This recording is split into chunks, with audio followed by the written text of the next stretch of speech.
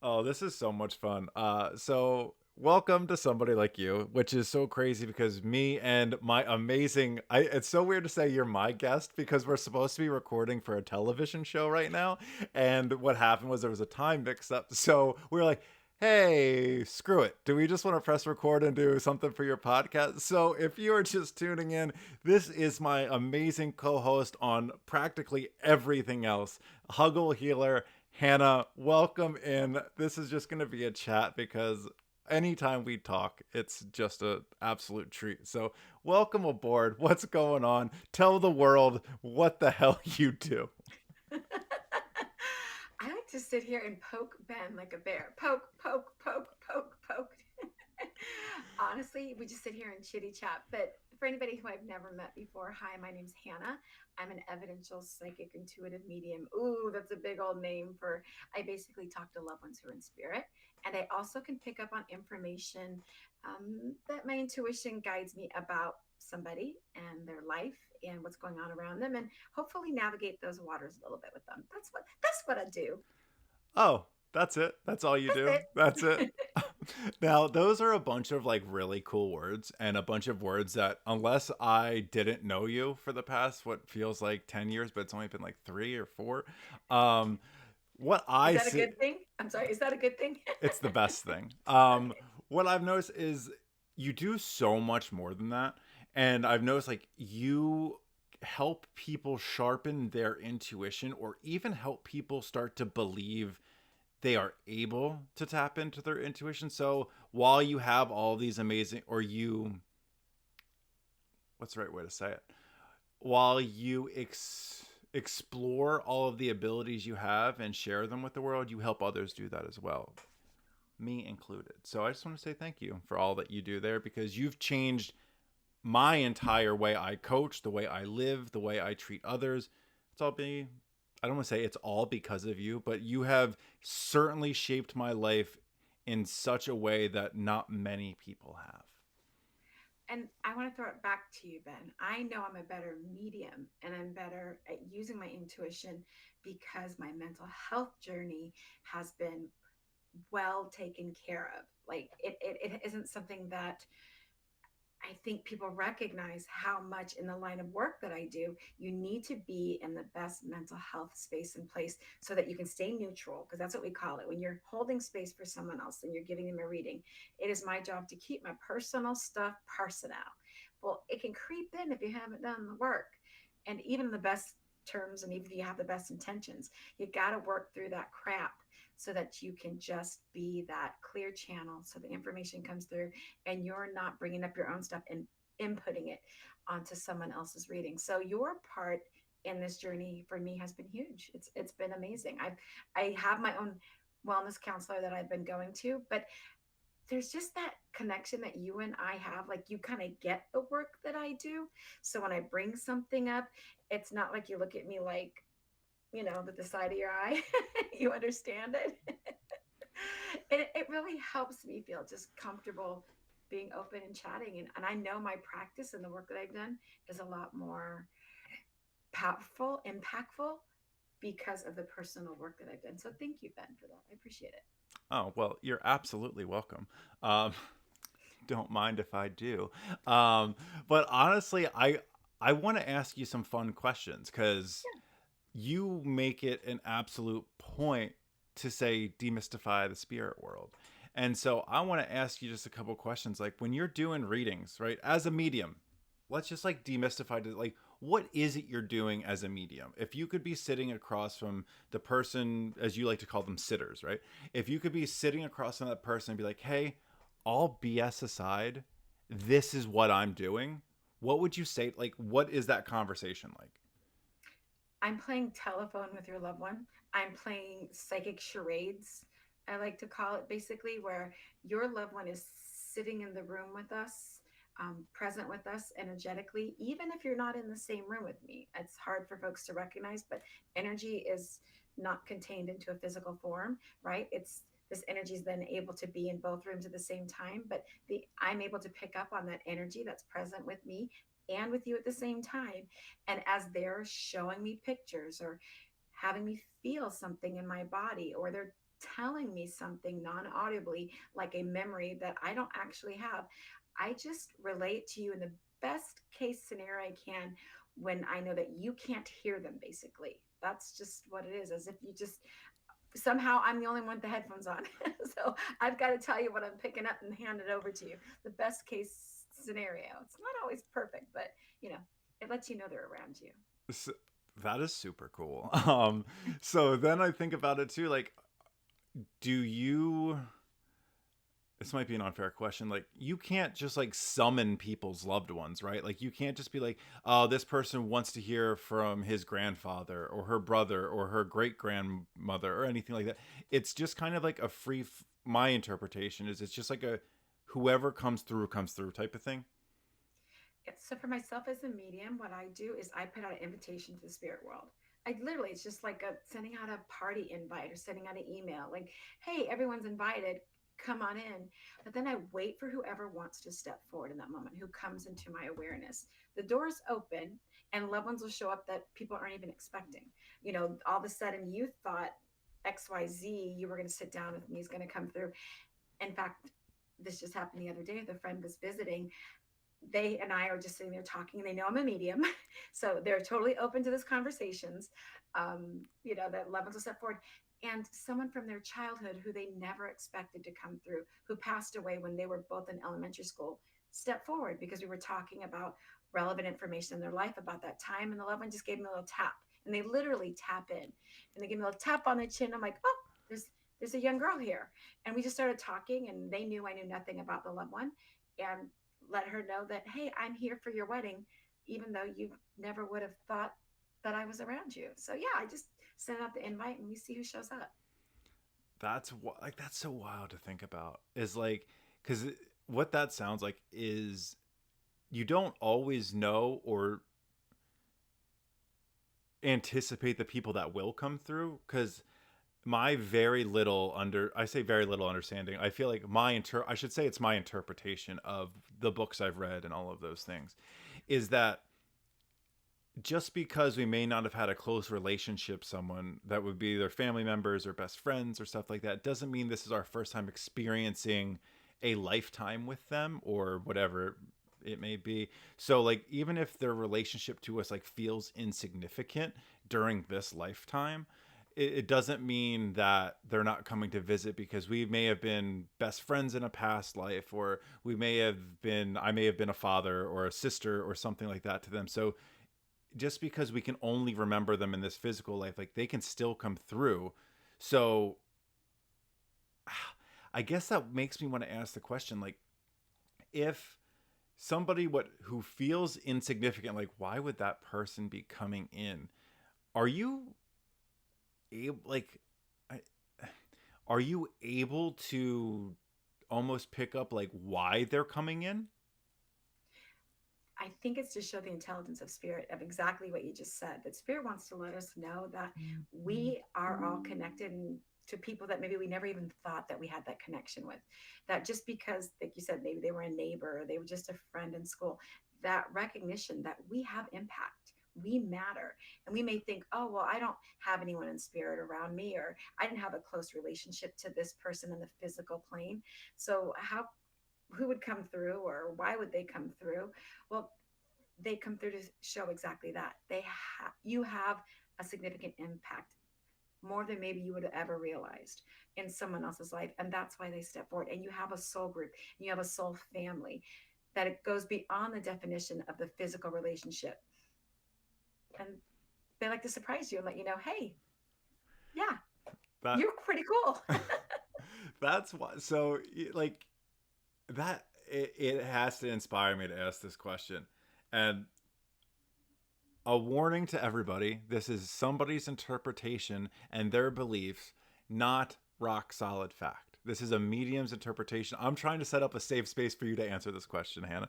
um, if we talk about spirit worlds and we talk about all of this stuff, like this is going to be like such like a on the back of like in the backyard at like 2 a.m. on like old lawn furniture question, like what do you think happens after this? Like where do you think we go? What do you think we do? Who do you think we're visited by or we visit? Like what do you think happens after this?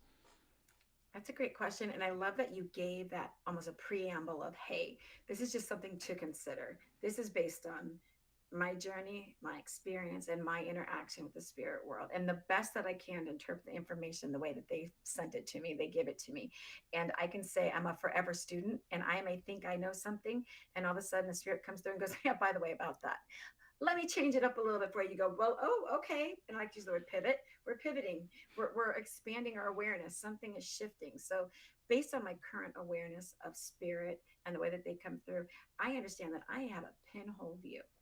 So to try to explain what happens afterwards, I want to say spirit wants to keep it magical and they limit what they tell us because they want to keep the mystery. And we can all sit here and come up with these great theories and these interpretations, but at the end of the day, they want the magic and the mystery there, so they limit what they tell us. So I can just tell you, spirit by spirit, connection by connection, what I've seen is there is life after the physical body dies. Life continues on. That is the one thing, that is the one concrete piece of evidence that I have. All the other stuff would be just interpretation, but there's life beyond the physical plane. We are connected to spirits beyond this. That is the only concrete truth I feel comfortable relaying, other than the rest would just be, well, case by case study.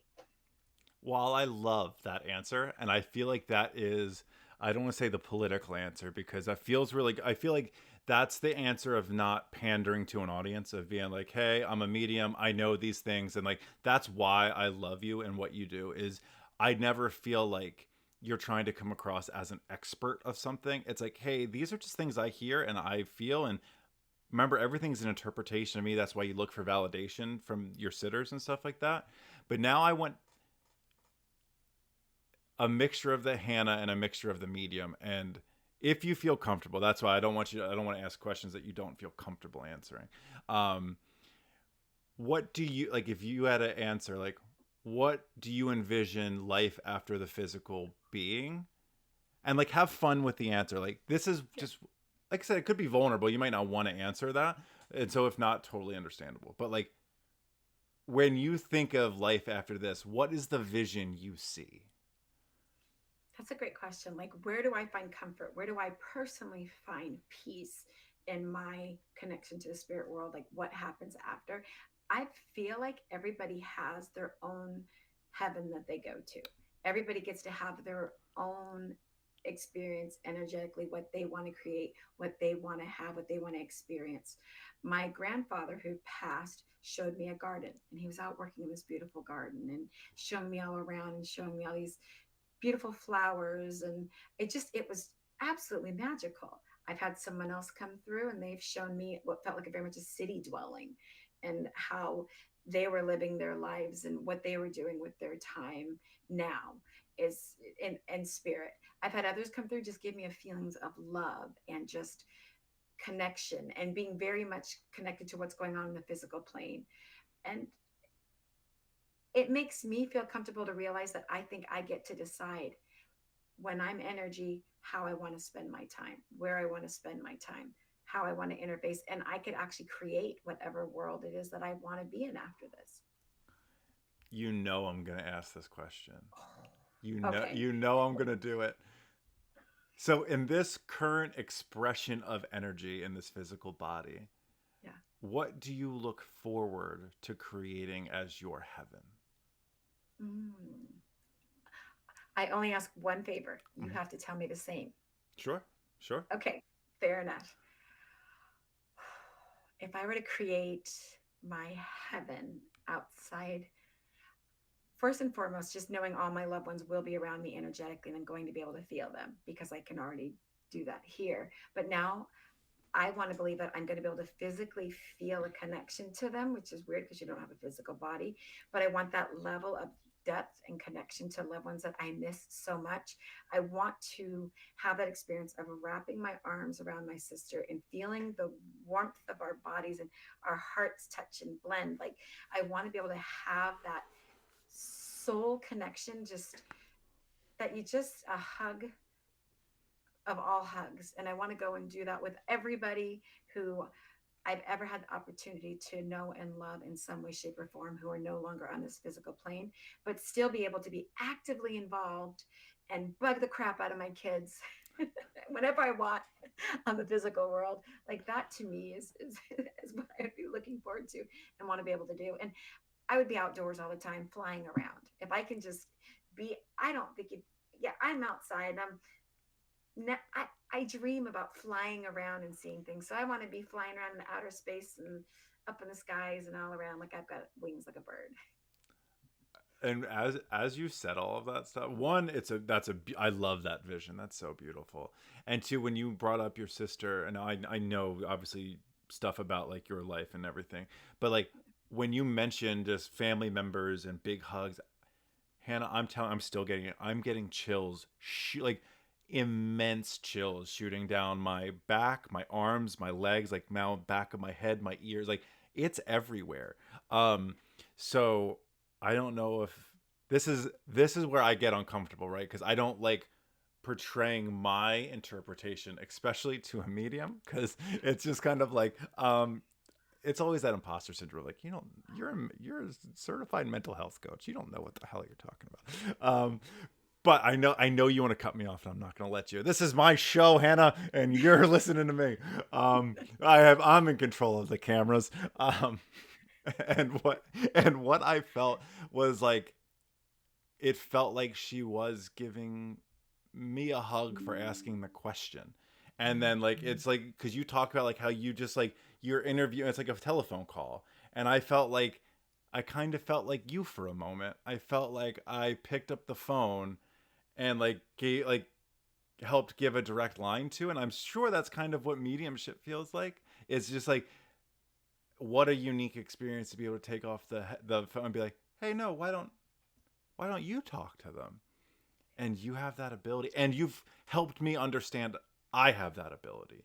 Like I would never be talking about this stuff, especially like talk about imposter syndrome, talking to a medium about their potential loved one coming through and sitting with us. Maybe that's why I feel comfortable talking to you about that, because I'm like, if anyone gets it, you're going to help me be like, yeah, maybe, or I'll take what resonates, because that's Hannah's take what resonates, leave what doesn't. Um, but I love your beautiful I love your heaven. It sounds like a place that I look forward to visiting and seeing and hanging and I don't know, flying around with on certain days. Um, I'm not going to skate myself out of the question, but I want to ask like more questions. I Uh, was going to say, I know you wanted me to bite my tongue a little but I wanted you to not negate your ability because somebody's watching and said, well, I got chills too when I heard that, or I get chills too. And can only a medium get that or feel loved ones around? And I wanted to validate for you and really hold space for you feeling that in your body because we're all spirit. We can all connect to spirit in some way, shape, or form. We all have intuition, that psychic knowing, that ability. And when you were tapping in and you feel it in your body, I just want you to trust it and let your viewers know. Trust that feeling. That's a key element to mediumship or trusting a reading from a medium is you having that visceral response to that spirit's presence of being present with you. If you're not feeling it, as a medium, I want to end the reading. There should be some type of connection in your body that there's an awareness that your loved ones are around. And that's me. Again, this is just how I feel about it. It should feel like you're getting a hug from your loved one. So you picking up on that, Ben, is no small potatoes that I was going to let you just put on the back shelf. so, what was like when you first started noticing you were picking up on something, right? It doesn't have to be like right out of the gate, like I am connected to spirit. Like there's a learning curve here. There's kind of like what the heck's going on. What like how did it start for you? Like so, like you said, people listening and being like, I got chills too. I got that feeling, the same feeling Ben got. I'm just somebody like you. But what was your first like? What is this moment? Like, do you remember that? I do. And I remember that you were going to tell about your heaven. So do I wait for you to do the heaven or do I answer the question? Which one? I'll make a deal with you. Okay. I promise to answer my heaven after you answer your first encounter, your first memory of acknowledging that something was like spiritually was happening, spiritually, whatever you want to call it. I don't know. Yeah. So honestly, my memory goes all the way back to being a little kid. Like I was really little, and I would say I was probably 2 or 3, which is interesting because I have a very heavy trauma based childhood. So memories are actually hard for me to grab because of that, right? Our brain shuts down, there's too much trauma, we're not going to tune in, we're going to tune out. So the memory that I have, that's why it's so vivid. So think of like in my land, there's this one little light over there, and it was actually being able to connect and feel spirits around in my room when I was little, and talking to them and recognizing that they were more than just a friend. And then to validate it, my aunt actually had taken a picture in my bedroom because I used to kept saying, I'm talking to the angels, I'm talking to the angels. And she had taken some pictures of me. And sure enough, and I would love to get this picture from her, um, you can see these little light streaks of where I was sitting there talking and who I was talking to. And I was that weird kid, and it would freak people out because I would pick up things and know things about people who had passed, or I would know things about people in the room that I shouldn't know. And I would talk very freely about it, not knowing it wasn't okay. So there was just this like air of like knowing I'm not supposed to know what I know, but I know it and I can feel it and I can sense it. So, yeah. I hate that I answered that I will give you my heaven after I give that, because it's you have so so many cool. I think of it from like obviously the viewer's perspective, like what the heck is mediumship, and then hearing like the origin story of this kid talking to angels and seeing angels, and then having photographic proof, right, of these things. That's so interesting. But I'm a man of my word and my heaven. Ironically, it's not much different than yours, meaning like my loved ones are there and it's a party, but it's not so much like I have the answer. Christmas Eve for my family, um, it was it. Like it was there was no holiday that have ever in my, once again, this is my experience. It's my heaven, so y'all stay out of it. You go to your heaven. Um, our Christmas Eve was the day that it was more special than I believe any day of the year. No birthday, Christmas itself, no. And while the presents were cool, it was stuffing into my grandparents' small house and the amount of love that you just now looking back probably took for granted.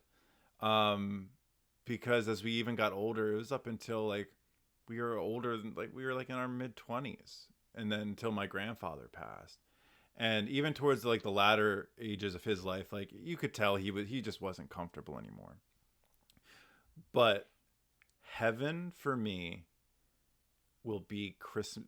I believe I've experienced heaven on earth, and I'm like I'll like get emotional thinking about it, but like I truly feel I've experienced a version of energetically my heaven, and which leads me to know I will recognize it when it's there.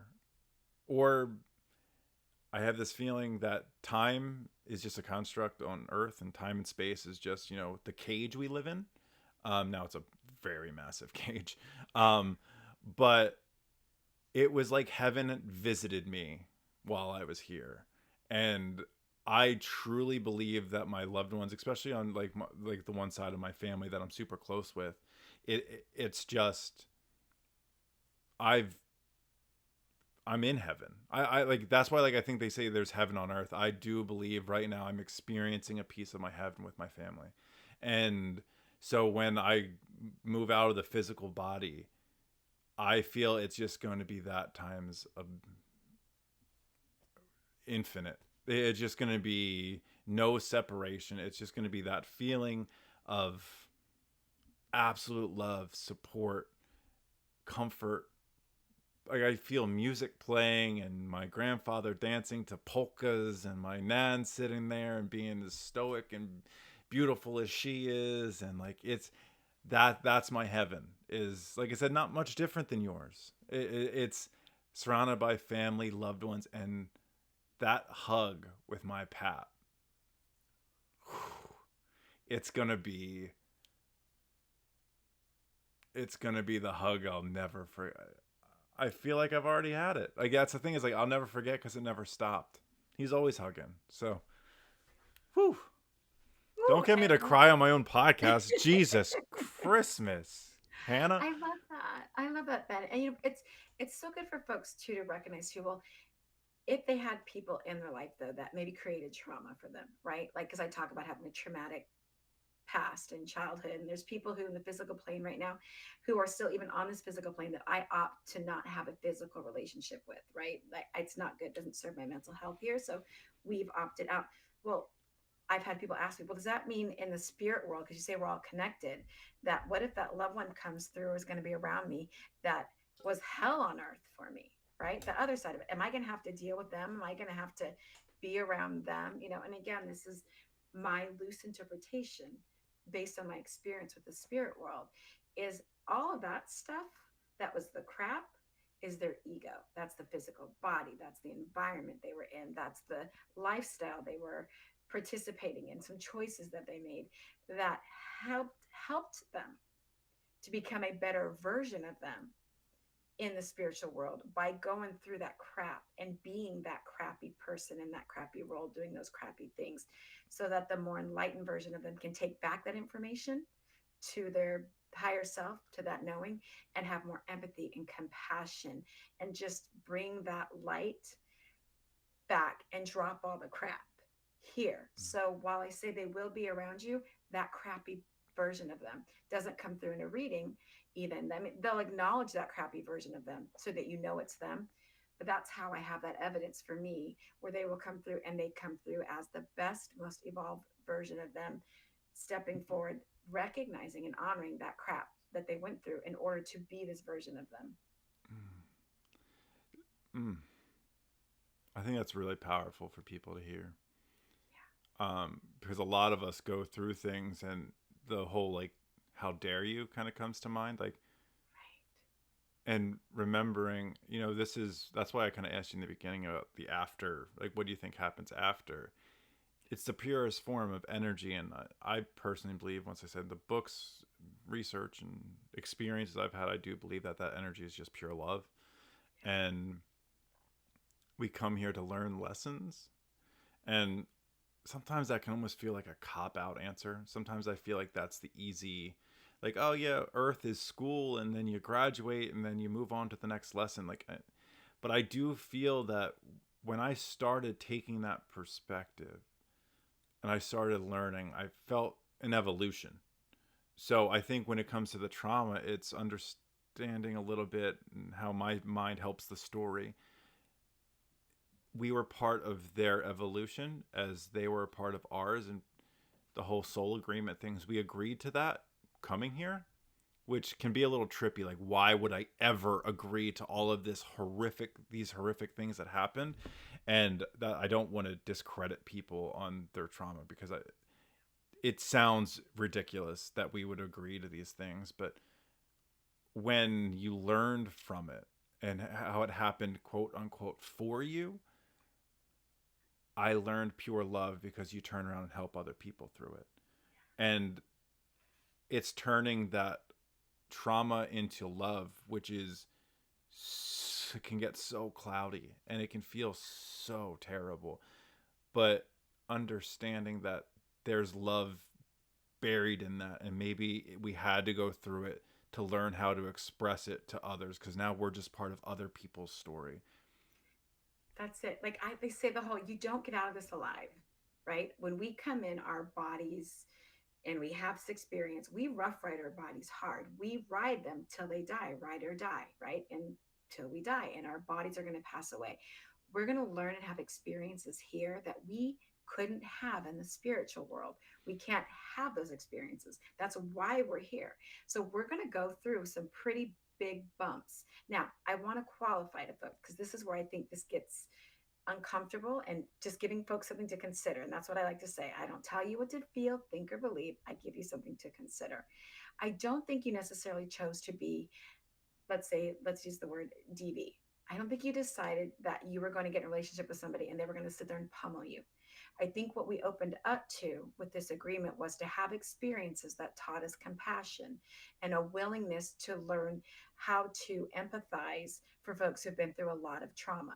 So we open up a relationship to the spirit with the understanding that the physical body is going to go through a lot and our feelings and our emotions so that we can have this deeper level of compassion. It doesn't mean that you were supposed to be in the situation and stay there and you're supposed to let it happen. You understand that that's part of the journey and you still have free will, as you should exercise, to still make sure that you are in a safe space and place and you're taking the best care of yourself that you can, regardless of what's going on situationally. So it empowers you back in that situation to recognize where your power is and that you didn't walk on this planet to become a doormat. You wanted to come in and face certain challenges and you had the free will to decide how you were going to interact with challenges. And when they present themselves, to continue to always make the best choices for you in that situation, but recognizing that so that people don't feel like a victim here, Ben. You know what I mean? Mm-hmm. Like, well, that like I set myself up for this to shame themselves or blame themselves, or or no child would ever ask. This comes up. These are heavy questions. Asks to be, you know, essayed by a parent. So I wouldn't have asked that. No, absolutely not. But there is the reality that the world is messy, and people have free will and things happen and we end up in these scenarios and what we get to choose is how we interact with them and we try to interact with them hopefully for our greatest good. Beautifully said. I know. I think you just like put a couple of puzzle pieces in for me. Just understanding we didn't necessarily sign off on a contract to experience the exact things we go through, but the lessons were presented to them in ways that obviously would feel very undesirable. And I want to use this moment, obviously, if you are watching this and you are experiencing those things and you don't have a safe outlet, please contact local authorities, contact appropriate people, use the proper channels. This is, I hate to say like here's your sign, but here's a moment, a reminder. You are so worth the journey to get out on the other side and help others. Just like we've all gone through our things, and Hannah, you've been so wonderful talking about or just acknowledging that you've been through stuff and how it's gotten you to this point, and you've just been so authentically yourself here. And obviously I thank you so much for this. And what I really take away from what you say there is this journey isn't, you say our body gets some wear and tear, a lot of wear and tear. It's, there's the lessons, right? Is what am I learning from this? Because the sooner I learn, the sooner I can move through this. Doesn't mean we get out of it, doesn't mean it never affects us again, but we turn around and help the other people. We help lighten the load for other people. So it's crazy how we can talk about a spiritual experience and then it turns into like it can turn into a conversation like this. But I think the love and light persona gets really cloudy because we think everything's just harmonious and things like that. Man, that love and light, it's earned, and it's not always consistent. It's not always love and light. It's, you got to learn the lessons. And man. And spirit will come along and help us with that. I mean, when people set up a mediumship reading with me, or if we do any intuition development, it's so that we can have support through all the stuff that's going on the physical planet, so that we know that we're not alone as we're going through it. So whatever people's belief system is or isn't, right? I don't ever say one religion over another. Maybe I talk about angels and someone else doesn't believe in angels, and that's fine. That is a term to help connect back to the context of what I'm talking about. But it's so much greater than that, to recognize we have support outside of our physical being, our physical presence, that if we choose to tap in, just like to tap into our inner knowing, that we have that as an option. But we have free will. It's an option. And if you don't do it, you don't. And if you do, you do. Go where you feel led. Once again, just and do you find that, and I'm asking you a question I kind of know the answer to, but this is for our audience, right? Do you find that a lot of these things come up during readings and that people either get closure from a lot of maybe some of the traumatic experience that happened? Do you feel that when loved ones step through, it provides clarity and a sense of healing to these people that sit with you? Well, that's beautiful question to ask because that's why I say I connect, I don't conjure. I just open up to whoever in the spirit world wants to step forward because it may not be the person that you thought you wanted to hear from, that's the person you needed to hear from. And you may need to hear from the best version of somebody that you would have thought in the physical plane you never would have wanted to connect with. But they come through to acknowledge a role and a relationship that they had on this earth plane to hold themselves accountable for who they were.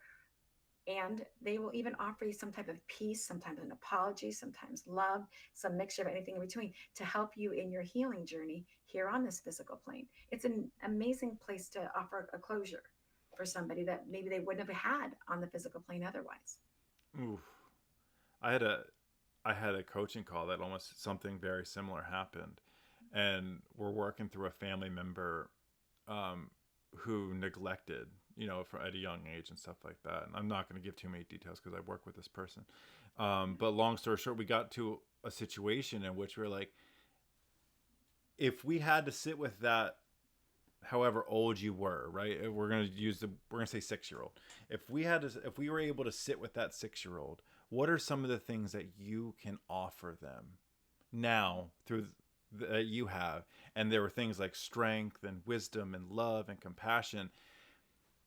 And I asked the question, when's the last time you sat with them? And chills, right? I'm getting chills. And they're like, well, never.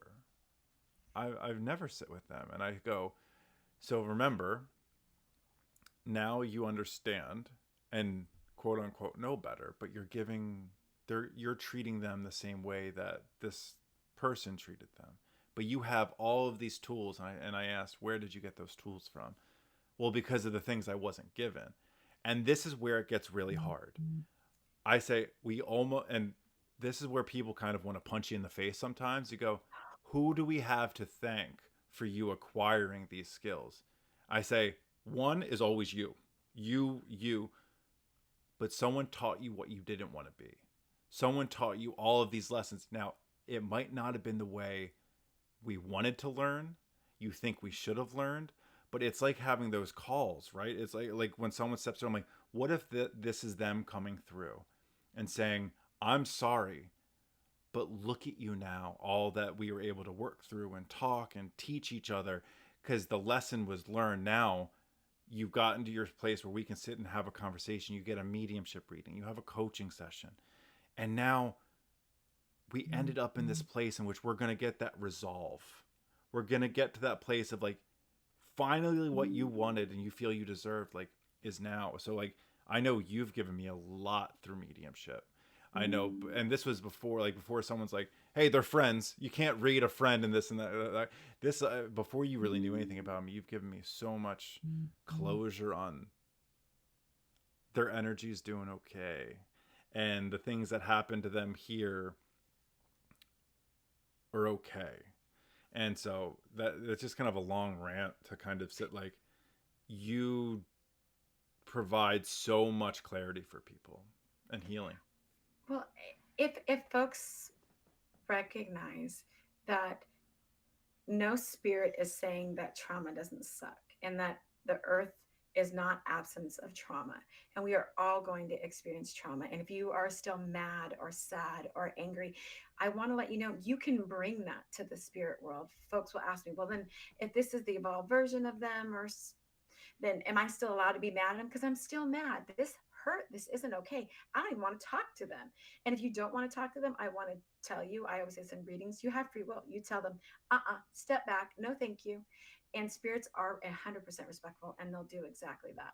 I would say consider what they want have to say or what they want to say because maybe there's some healing there for you. But if you're not ready, you're not ready, right? I just want to qualify that. But I have to sneeze. I you were said I was like, of course I moved the camera to you and I was like, oh, this is the bill. She's like, and of course, and I was like, pow. I was and like, my nose. and then you had me thinking I moved the camera to you when you're like you're about to like get emotional and cry, and I was like, because if you can notice, like throughout, I'm doing everything manually, and when someone's talking about like we're talking about trauma, we're talking about like abuse or anything like that, bless you, bless Thank you. you. I Sorry. I, w- I wish I had my hand on the button. I could have gotten the close up of you sneezing. I try to keep it as like a group shot because when people are going through that, we don't want to feel like we're isolated and alone. So I thought I was moving to you for like this profound point, and I have to sneeze. And we're gonna lighten that moment for just a second there with the nose squeeze, Hannah. Well, your nose is where spirit, like, it's going to sound so weird, but spirit connects with you through your nose. So I do. I will get this funny little tickling on my nose, you guys. I get this little tickling sensation, like someone's taking a feather and tickling your nose with it, or I get like little taps, or like someone's putting cobwebs on your skin. It's just that physical connection to that energy around you. Kind of like just like someone's like, "Ooh, that's weird." I'm like, "No, walk into a warm room. How does your body respond to the heat? Walk into a cool room, a breeze." I feel that, but I feel it through energy. So my body's having a physical response to the way that energy is going on around me.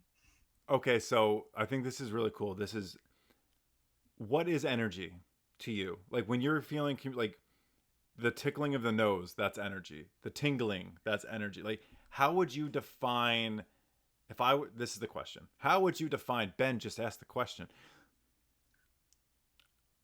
How does spirit energetically communicate with you?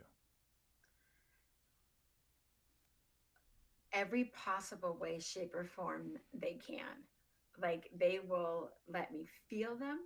How? They'll let I externally will feel like someone is tapping me. I will Okay. feel like I like to say it's like I had someone say this and I totally embrace it. It's like if somebody were to take their hands, rub it together, and tap you, and you get a little static shock.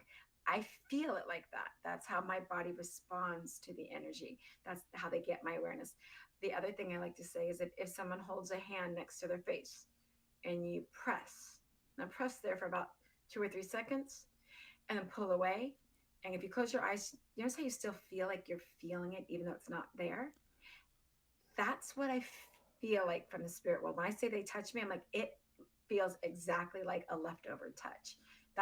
I don't know if that's every medium. I just know that's how I feel. And then the other thing I'll feel is internally, they'll give me signs and symptoms. I'll have like my heart speeds up. It's a quickening, they call it. And I feel this rapid energy of my own racing that's trying to match the energy of spirit that they're bringing in. So it's like our energies are trying to tune into each other. And I start to get this quickening. And I used to worry that I was like having panic attacks or I'm sweating profusely or I'm having a heart issue. And I'd get these. I actually went on a heart monitor because I'm like, why am I having these heart flips and flops? I'm going to look first, of course, for the physical symptoms to make sure check all the boxes to make sure I'm not having some type of health concern that I need to be checked out. But then when everything checks out fine and the stuff's still happening, I started to recognize the correlation between the spirit world and having the symptoms. That's insane. Because you've And had it happen. yes, I'm definitely not saying it like you're insane, you're crazy, get the heck out of here. To quote Uncle Joey, cut it out. It so spirit can present itself.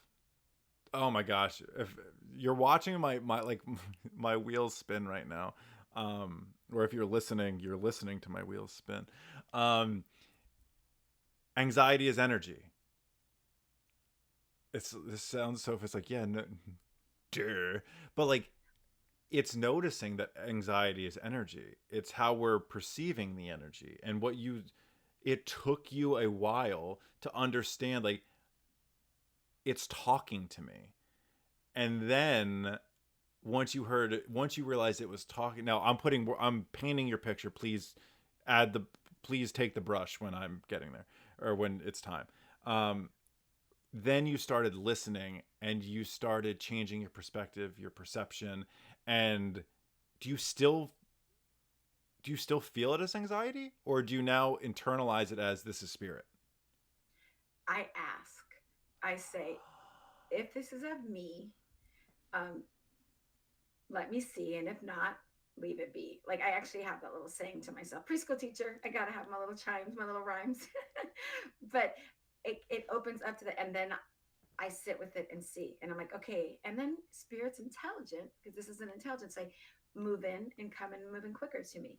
Give me the sensation where, or I'll ask, back this off, please. Pull this away. And that interaction I've learned to trust and recognize and have that authority to know that I can tell spirit to step forward and move back. And then, yeah, enough times of doing it, I see the pattern, I see the communication, I see the connection. I'm able to understand this new language better. Because you're right, it's 100% a language. Huh. So if you're listening and you're kind of like, hey, these people are full of it, energy, spirits aren't my jam, I'm surprised you've made it this far. Um, but it's remembering, like, okay, this is you talking to your anxiety. This is you talking to just an energetic field saying, hey, communicate with me. And if I'm look and it's, I hear it all the time, talk to the universe. It talks back. So it's like, okay, like, hey, can you lighten this a little bit? It's not going to just magically take it away from you. I think, in my experience, it's going to present you ways in which you can then lower the energetic feeling. It's just like, one of my favorite things is, like, if I asked God for patience, it wouldn't give me patience. It'd give me all of the things to build patience. So that's what you're doing by communicating with it, right? Is you're learning how to listen. Hannah, you're like dropping mics over here. It's why meditation is so important and why taking that time to still your mind. Obviously, I have ADHD and I flap my arms and I tick and I miggle and I ziggle and I'm a very active, fast talking, moving little critter. No other way to describe it. A moving And little critter. and and so learning that spirit was having to work through a whole lot of busy to get my attention, but learning how that stillness was that opportunity to listen closer to spirit. And what they do is, this is how they did it for me, is they make me curious. They'll send me a little sign and go, if she's curious, you know, she gets quiet, she gets still, she leans in more, right? Because when you want to hear more, what do? You kind of stop, jot, hold still. It's very hard to get me to do. So they send me this little trail of treats, as one of my friends like to say. I don't know who, somebody like you might say something like this. So they'd send these little trail of treats my way. And I would get still, get quiet, and listen, and realize I could now hear them louder, i.e., feel them louder, and then have a knowing and start to visualize and see things in my mind's eye that were like a story unfolding. Like somebody's playing this movie in my mind that I've never seen before. I'm having a memory that I've never had before. And then now I want to know what that is. My logical mind goes, either I'm losing my mind or there's something to this. So now I want to hunt it down and find out what it is. So they got me still, they got me quiet, they got me curious. And then it was my job to follow that trail of treats and find the logic to it. And here I am. Found in, like, a childlike wonder, right? The curiosity. Do you ever watch Saturday Night Live growing up? Absolutely. So, were you a Will Ferrell fan? Oh, When you said curious, I was like, is that, I wanted to say, is that why they call you Whiskers? Because I'm curious like a cat. That's why my there's friends. like, That's why my friends call me Whiskers. exactly. Like, it took everything in my power not to interrupt you while you were saying it. Oh my gosh. Well, Hannah, I am now looking at the clock, and we're getting ready to go film our television show. Um, I am so incredibly thankful that things worked out the way they did, because this was unscripted, two friends chatting, and we had some really cool conversations. And I it's so funny that we share, like, and like I say things on there now. It's like I'm saying them to you as like a guest, which is crazy. It's weird. Being like, I would love to have you back. I would love you to come back on and talk about all of these crazy things. But I would love to. Our goal together is to marry mediumship and mental health. And I think having conversations like this are just an amazing way to do it. So thank you for hanging out and taking our time to jump on here and do this with me on my channel. Thank you, Ben. I appreciate it. I appreciate you giving the opportunity for folks to consider that the mystical world, demystifying it, isn't scary. It's not abstract. It's not really outside of us. It's actually an internal world.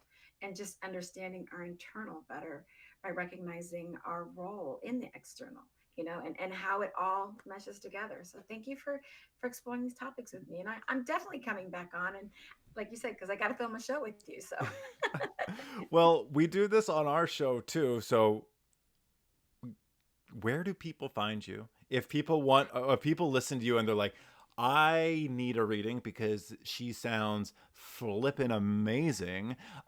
Where do people find you to do this stuff? Because I can just, as a former client, I can say, as Hannah would say, fire. It is absolutely amazing. So let the people know, where do they find Huggable Healer Hannah? So if you want to find me, one of the things I can say is head over to my website, huggablehealer.com, or you can even look at thehuggablehealer.com. Either one will take you there. And that's where you can grab all the socials, check me out. I'm very active on TikTok, and I like to encourage folks to actually see if you can catch me live there. I do free live evidential mediumship readings so folks can see exactly what it's like to experience a reading from me. I want folks to vet me. I call that vet. Watch how I read, watch the level of evidence that comes through. I have no idea who's in the chat. I have no way of knowing anything. I just have to trust spirit fully. And I really like folks to get that perspective first and foremost before ever booking with me. But then go to my website, read about me, learn about me there. And then lastly, we happen to be on a network together on Ethereal Television Network. .net. I don't know if I'm going to say it right. I think Maybe it's you a want to plug? I think it's ethereal.net, where we are running a show called Minds and Mystics. And that's exactly what we do. But the cool part about that is, yes, it's me and you chatting, but we bring on so many people from the spiritual community, mental health community, and we really do. We play games. We like to think of it as like a talk show. It's like a late night talk show with like games and conversation, laughs, serious talks.